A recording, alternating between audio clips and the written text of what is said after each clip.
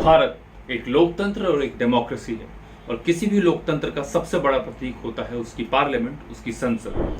शायद इसीलिए जब 28 मई को पीएम मोदी ने इंडियन कल्चर और मॉडर्निटी को दर्शाने वाली नई पार्लियामेंट का इनॉग्रेशन किया तो 140 करोड़ लोगों के पास इस दिन को सेलिब्रेट करने की एक वजह थी।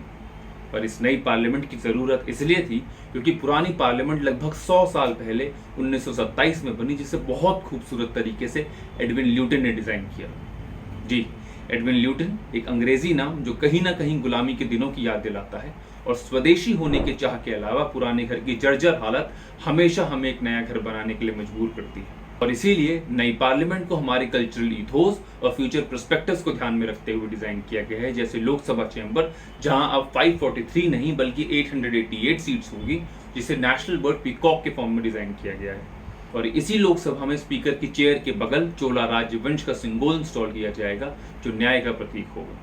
वही राज्यसभा चेंबर, जहां अब 250 नहीं 384 सीट्स होंगी और उसे नेशनल फ्लावर लोटस के फॉर्म में डिजाइन किया गया है। इसी के साथ इंडिया के डेमोक्रेटिक हेरिटेज को दर्शाने के लिए एक सेंट्रल कॉन्स्टिट्यूशनल हॉल भी बनाया गया है।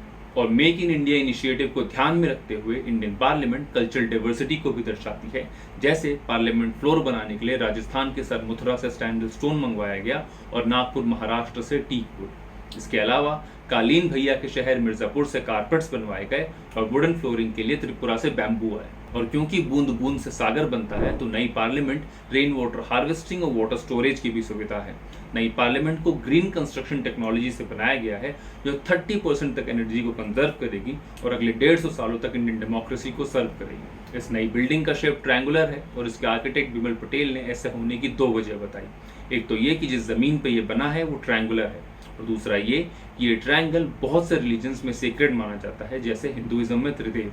Well, let's just hope and wish कि आज के दिन के बाद हमारी उम्मीदों का नया घर हमारे लोकतंत्र को और ज्यादा मजबूत करेगा।